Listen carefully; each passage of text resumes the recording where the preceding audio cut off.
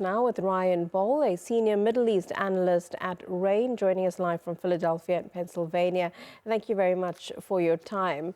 We're hearing strong language from most of the Trump administration, listening there to Caroline Leavitt. It's similar to what we're hearing from President Trump, saying if there's no deal, he'll continue to hit Iran hard. So despite possible ceasefire talks being held, threats from both sides still being made, do you think this is a strategic move from Iran and the U.S.?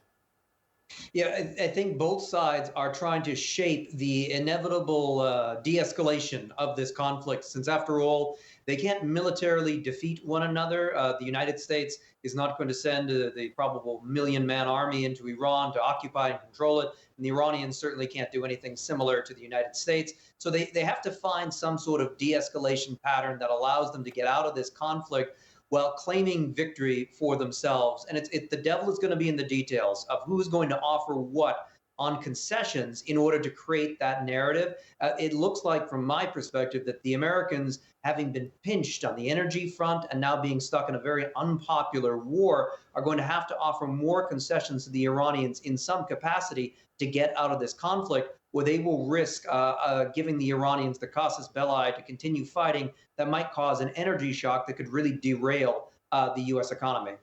But Ryan, those concessions, one would think it's a bit difficult for President Trump to do this, given what we've already heard from him. It could be, if I may say, slightly embarrassing for Trump to concede on anything. One would think that, considering they'd both been having talks before this war started, the U.S.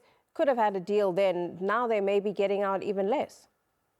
It seems quite likely that the Trump administration will walk away from this war with even less in hand in terms of their Iran policy than they went into it. The Iranians will not abandon their nuclear program, their missiles, their proxies.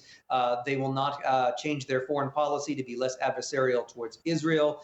There's an open question as to how sustainable these policies will be with a long-term confrontation between Iran and the region. But in the near term, it's likely that the Iranian government will come out of this with a stronger diplomatic and military hand against the Americans on these fronts. So it's a question of, what does Trump do to grasp onto a victory narrative? Some of that could be as simple as simply going back to the status quo ante of getting energy flowing out of the Middle East again in a normal way. That may be the best that he can do. We've seen, of course, Trump climb down before on other policies. He was forced by the Supreme Court to abandon his signature tariff policy, and now he's trying to adapt that. He also moved away from a confrontation with China when that became too economically painful last year. And I tend to think that will still be what happens here.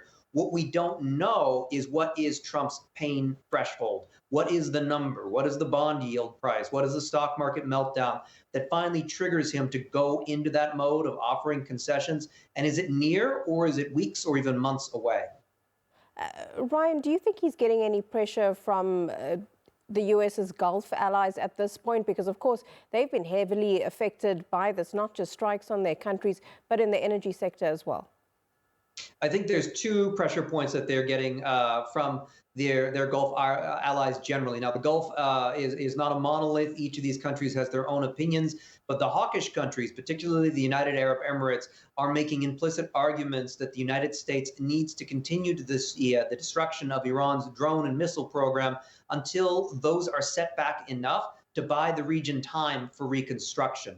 The Saudis are somewhat in that camp as well, whereas other Gulf Arabs like the Omani are trying to find an immediate de-escalation to get out of this conflict as soon as possible. So I think there are two narratives, which is some want an immediate off-ramp, others want Iran to be defanged as much as possible for the medium term so they can rehabilitate their battered economies.